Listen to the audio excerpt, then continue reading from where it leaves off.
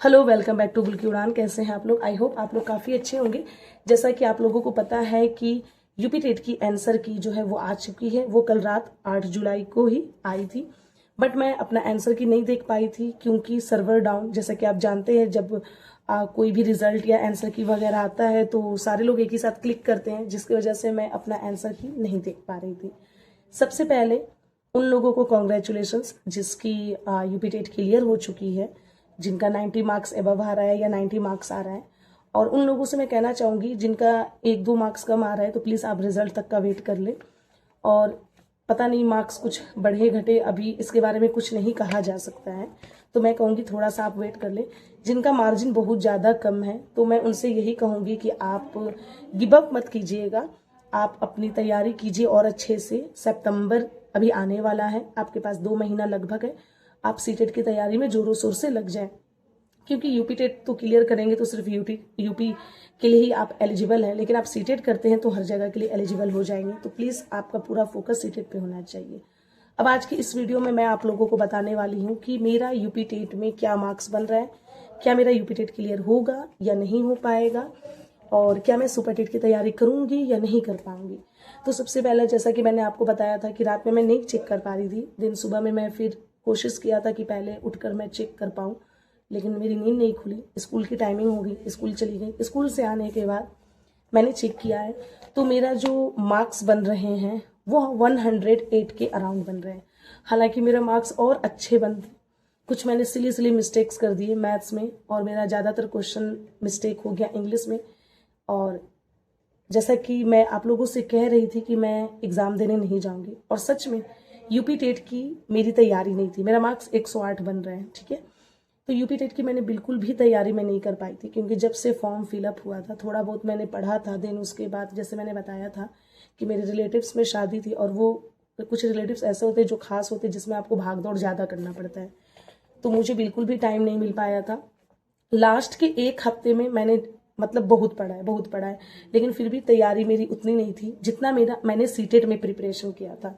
और सीटेट भी मेरा क्लियर हो गया रहता अगर मैं एग्ज़ाम में कुछ एक अच्छा अप्रोच से मैं एग्ज़ाम दी होती तो।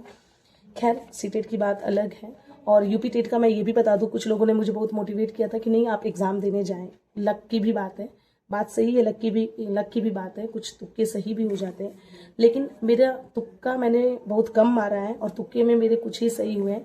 लेकिन जितनी मेरी प्रीवियस नॉलेज थी, यानी यूपी टेट में मैंने कुछ नहीं पढ़ा था, जितना मैंने सीटेट का पढ़ा था सारा सीटेट वाला ही काम मेरा यूपी टेट में आया है। और इंग्लिश में जो एसएससी की मैं प्रिपरेशन कर रही थी उससे रिलेटेड, बट इंग्लिश में मेरा काफ़ी चीज़ें मैं गलत करके आ गई हूँ, सिली मिस्टेक्स। और मैं आपको बताते चलूँ, अगर सब्जेक्ट के हिसाब से बताते चलूँ एक एक सेक्शन, तो मेरा सीडीपी में 24 नंबर बन रहा है। 6 क्वेश्चंस मैंने गलत किए हैं, जो कि इजी थे, लेकिन होता है ना 50-50 वाले कंडीशन में मेरे गलत हो गए। और मैं हिंदी का बताऊं तो इंग्लिश से ज़्यादा मेरा हिंदी का बन रहा है। आई थिंक हिंदी में मेरे 21 या 22 बन रहे हैं। मुझे उम्मीद नहीं थी कि हिंदी में इतना बनेगा, बट हिंदी ईजी थी तो मैंने कर लिया। और एक मैंने आपको बताया था कि एक था ईंट का जवाब पत्थर से देना, जिसका ऑप्शन था, 2 ऑप्शन मुझे याद है, एक कड़ी मेहनत करना, एक करारा जवाब देना। तो करारा जवाब देना सही आंसर है, बट मैं टिक करके आ गई कड़ी मेहनत करना। वो तो मेरा गलत हो गया, वरना मेरा 23 नंबर बना होता, 23 या 24। इसी तरह और भी छोटी छोटी चीज़ें मैंने गलती की हैं। इंग्लिश में मेरा 18, 16 या 18 ऐसे ही कुछ बन रहा है, अभी मुझे याद नहीं आ रहा है, 2 घंटा हो गए मुझे चेक किए हुए। 18, आई थिंक 18 ही आ रहा है, ठीक है। और जब रिजल्ट आएगा तो मैं अपना रिजल्ट शो करूँगी आपको। तो 18 नंबर उसमें आ रहा है। उसमें भी ग्रामेटिकल पोर्शन में मैंने बड़ी ही सिली मिस्टेक्स किए हैं, जो कि मुझे काफ़ी अफसोस हो रहा है, वरना मार्क्स मेरा 115 के अराउंड बना होता।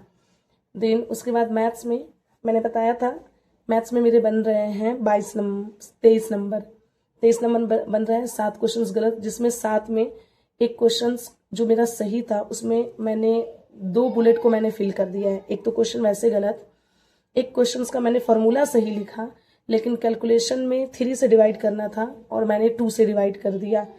मतलब जो था क्वेश्चन M1 रेशियो M2 वाला कोऑर्डिनेट ज्योमेट्री का, दोनों रेशियो को ऐड करके डिवाइड करने थे, मैंने 2 से डिवाइड कर दिया।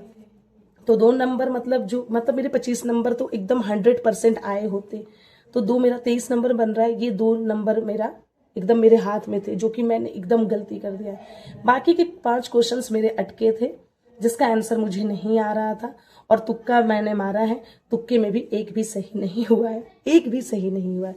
बल्कि साइंस में मैंने 2-4 तुक्का मारा है, साइंस में सही हुआ है, और 2-4 को जो मैंने 100% सही करके टिक किया वो गलत हुआ है।